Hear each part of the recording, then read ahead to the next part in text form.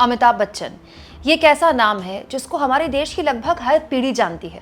अमूमन ऐसा होता नहीं दोस्तों, फिल्मी सितारे तो बहुत से होते हैं, लेकिन आपके घर के बुजुर्ग, आपके घर के वयस्क और आपके घर के बच्चे भी जिस फिल्मी सितारों को जानते होंगे वो अमिताभ बच्चन हैं। और ये अमिताभ बच्चन की कामयाबी है।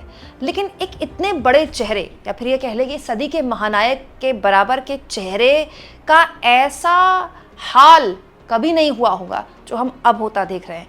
अब लोग सवाल पूछ रहे हैं कि क्या अमिताभ बच्चन की ऐसी हालत आ गई कि वो खुलेआम झूठ बोल रहे हैं। दोस्तों, ये झूठ कौन सा है और कैसे अमिताभ बच्चन की सोशल मीडिया में ज़बरदस्त ट्रोलिंग हो रही है, वो मैं आगे आपको बताती हूँ। सबसे पहले अमिताभ बच्चन का ये ट्वीट मैं आपके सामने रखती हूँ, जिसमें अमिताभ बच्चन लिख रहे हैं, जय Hind, India 4th largest economy in the world. अब भारत चौथी सबसे बड़ी इकोनॉमी बन गया।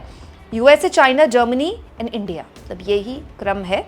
और वो बता रहे हैं कि 2.5 से 3 सालों में हम तीसरी सबसे बड़ी इकोनॉमी बन जाएंगे, अमिताभ बच्चन बता रहे हैं। और उसके बाद वो जीडीपी लिखते हैं। हालांकि भारत की जीडीपी 4 ट्रिलियन लिखी है, 4 ट्रिलियन से ज़्यादा है अमिताभ बच्चन ने जो लिखी है, लेकिन चलिए वो तो कोई बात नहीं। तो अमिताभ बच्चन यहाँ बता रहे हैं कि भारत की जो इकोनॉमी है वो चौथी सबसे बड़ी इकोनॉमी बन गई है। अब दोस्तों, ये जो आंकड़ा है इसमें एक झोल आ गया है। झोल ये है दोस्तों कि ये जो आंकड़ा सबसे पहले दिया गया था, ये नीति आयोग के सीईओ द्वारा दिया गया था। और उस दिन मैंने भी आपको एक खबर दिखाई थी दोस्तों। नीति आयोग की बैठक हुई तमाम मुख्यमंत्रियों और पीएम की। उसके बाद नीति आयोग के सीईओ ने प्रेस कॉन्फ्रेंस की और उस वक्त उन्होंने जानकारी दी कि जिस वक्त मैं अभी आपसे बात कर रहा हूँ उस वक्त भारत जापान को पीछे छोड़ चुका है और हम चौथी सबसे बड़ी इकोनॉमी बन चुके हैं। लेकिन उसके बाद वक्त गुजरते गुजरते आईएमएफ का जो आंकड़ा कोट किया था नीति आयोग के सीईओ ने, उस पर आईएमएफ की सफाई आ गई और आईएमएफ ने कहा है कि अभी जापान को ओवरटेक नहीं किया है इंडिया ने।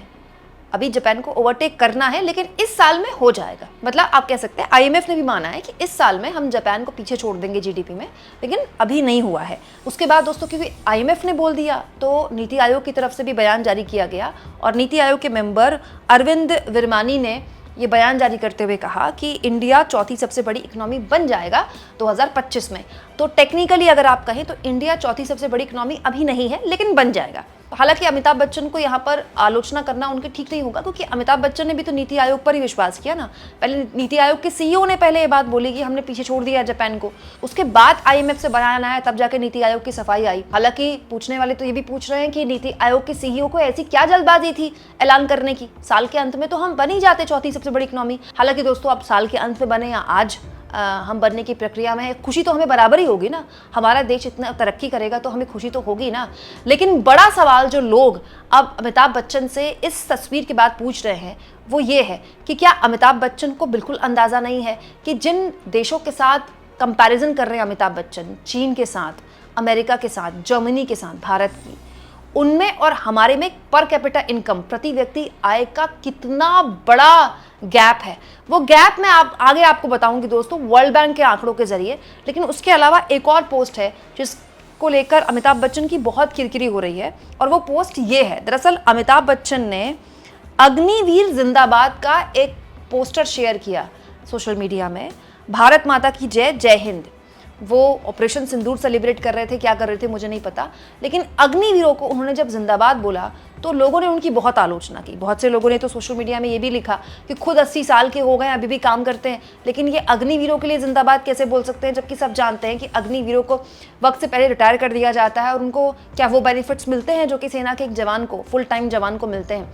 या मैं आपको एक और बात बता दूँ दोस्तों कि ऑपरेशन सिंदूर के बाद जो लगातार भारत के खिलाफ पाकिस्तान अपनी नापाक हरकतें जारी रखे हुए और कई जगह उसने सीज़फायर का उल्लंघन किया, उसकी वजह से हमारे कुछ जवान शहीद हुए। उनमें से जो ज़्यादातर हैं वो अग्निवीर थे।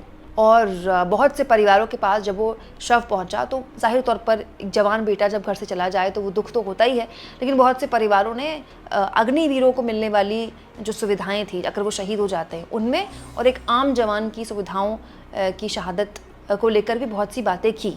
तो अगर अग्निवीर जिंदाबाद अमिताभ बच्चन यहाँ पर कह रहे हैं तो क्या उनको इस बात का अंदाज़ा है कि इस देश में अग्निवीरों की क्या स्थिति है। दोस्तों, इस देश के गरीब आदमी के बच्चे ने ठेका ले रखा है क्या कि अग्निवीर वही बनेगा।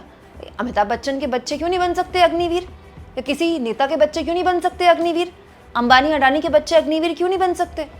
इनके बच्चे कांस फिल्म फेस्टिवल में रेड कार्पेट में अपनी अपीयरेंस दें, इनके बच्चे बड़े बड़े स्कूलों में पढ़ें, विदेश जाएं पढ़ने के लिए, और फिर बड़ी बड़ी पिक्चरों में इनके बच्चे एक्टिंग करें, चाहे पिक्चरें चले ना चलें, ठीक है, इनके बच्चों के लिए कोई सुख सुविधाओं की कमी नहीं।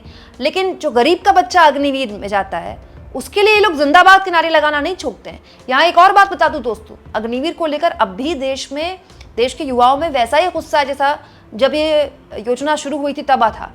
चुनाव जीत जाना किसी मुद्दे का हल नहीं होता है। जब ऑपरेशन सिंदूर के बाद भारत और पाकिस्तान के बीच सैन्य संघर्ष हुआ, मत भूलिए मैंने आपको एक खबर दिखाई थी जिसमें उस वक्त मैंने आपको बताया था कि रिटायर्ड मेजर जनरल बख्शी, जो कि अमूमन मोदी सरकार के बहुत प्रशंसक रहे, उन्होंने बहुत एग्रेसिवली, बहुत नाराज होकर अर्नब गोस्वामी के चैनल में ये बोला था कि कौन है वो लोग जिनके दिमाग में आइडिया आया कि अग्निवीर लाया जाए। और इस वक्त सेना करीब 1 लाख जो उसके पास मैन फोर्स होनी चाहिए उससे कम में जूझ रही है। सेना के पास पूरी मैन फोर्स नहीं है दोस्तों। उस वक्त जीडी बख्शी ने प्रमुखता से इशारों में बहुत से कटाक्ष किए थे इस मसले को लेकर। तो दोस्तों अब अगर अमिताभ बच्चन जय जयकार कर रहे हैं अग्निवीरों की, तो बता दें कि उनके घर के कितने बच्चे अग्निवीर बनेंगे। और अगर वो अपने घर के बच्चों को, अपने घर के नाती पोतों को अग्निवीर बनता उनको सेलिब्रेट नहीं कर सकते हैं, तो फिर अगर वो आज अग्निवीरों को सेलिब्रेट कर रहे हैं, जिसमें कोई हर्ज नहीं है, अग्निवीर भी हमारे देश के उतने ही अदम्य साहस दिखाते हैं। ऐसा तो है नहीं कि दुश्मन की गोली अगर सामने से आती है तो अग्निवीर हट जाता है ये कहते हुए कि मैं अग्निवीर हूँ। भाई हाथ में अगर बंदूक है और आपने सेना की वर्दी पहनी और तो आपके सर पे भी वही कफन बनता है जो एक दूसरे जवान के सर पे बनता है। लेकिन हमको अग्निवीरों की समस्या पर भी ध्यान देना चाहिए। सिर्फ जय जयकार से पेट नहीं भरता ना किसी का। वही दोस्तों ये जो उन्होंने पोस्ट किया था अमिताभ बच्चन ने जीडीपी को लेकर, ठीक है, मतलब हम सब खुश हुए जब हमको पता चला कि चौथी सबसे बड़ी इकोनॉमी बन गया भारत। और अगर अब IMF कहता है साल के अंत में बन जाएगा तो भी ये खुशी की बात है। लेकिन ये खुशी देश के आम आदमी के चेहरे पर दिखाई क्यों नहीं दे रही? ये जश्न दिखाई क्यों नहीं दे रहा? क्या इस देश के आम आदमी का जीवन उतना आसान है जितना अमिताभ बच्चन सरीखे बड़े बड़े सेलिब्रिटीज़ की ज़िंदगी में होता है? दोस्तों जो देश अपनी चौथी सबसे बड़ी इकोनॉमी बनने का सेलिब्रेशन कर रहा है उसको नहीं भूलना चाहिए कि प्रति व्यक्ति आय में हम बहुत पीछे हैं। दोस्तों भारत की जो प्रति व्यक्ति आय है वो $10,166 है। कितनी कम है, आप सोचिए कितनी कम है। वहीं हम जिनसे कंपैरिजन कर रहे हैं उसका भी देख लीजिए दोस्तों, US की है $82,769, ह्यूज। इसीलिए वो सबसे बड़ी इकोनॉमी है क्योंकि वहां आम आदमी के हाथ में बहुत पैसा है। जर्मनी का आंकड़ा देखिए 69,027, कितना बड़ा आंकड़ा है। जापान जिसको हम पीछे छोड़ने का दम भरते हैं उसकी प्रति व्यक्ति आय देखिए 49,885। इनफैक्ट चाइना, उसकी प्रति व्यक्ति आय है 24,569। ये बताता है कि चाइना में भी इनकम डिस्पैरिटी है। चाइना के जो विकास मॉडल की पूरी दुनिया तारीफ करती है, ऑफ कोर्स वो तारीफ के लायक है, लेकिन चाइना में भी, चीन में भी बड़े स्तर पर गरीबी है क्योंकि वहां भी एक आम आदमी के हाथ में उतना पैसा नहीं है जितना जर्मनी, जितना US या फिर जितना जापान के हाथ में। बहुत पीछे है जापान से चीन, भले ही GDP के आकार में बड़ा हो गया हो, और हम तो सबसे पीछे हैं। तो अमिताभ बच्चन जैसे लोग जो GDP के आंकड़े को सेलिब्रेट कर रहे हैं, अग्निवीरों को सेलिब्रेट कर रहे हैं, हम उनके सेलिब्रेशन के साथ हैं। हमें भी खुशी होती है जब देश का सर ऊंचा होता है तो। लेकिन devils is always in the details. Details पढ़कर ही हमें कोई चीज़ को सेलिब्रेट करना चाहिए। अजीब बात यह है दोस्तों कि ये वही अमिताभ बच्चन है जो 2014 से पहले बढ़ती महंगाई और गिरते रुपए को लेकर बड़े परेशान हुआ करते थे, बड़े ट्वीट किया करते थे। लेकिन अब मजाल है कि देश की किसी समस्या को लेकर कोई बयान दे दे, कोई ट्वीट दे दें, और जब ट्वीट करते हैं तो भी ऐसे करते हैं जिनको लेकर उनकी ट्रोलिंग हो जाती है। आपको क्या लगता है दोस्तों, अमिताभ बच्चन की जो ट्रोलिंग हो रही है क्या वो ठीक हो रही है? कमेंट बॉक्स में जरूर लिखें, और जितना हो सके चैनल को शेयर करें, सब्सक्राइब करें, और थैंक्स और ज्वाइन के ऑप्शन से अगर आप चाहें तो कुछ आर्थिक मदद भी चैनल की जरूर करें।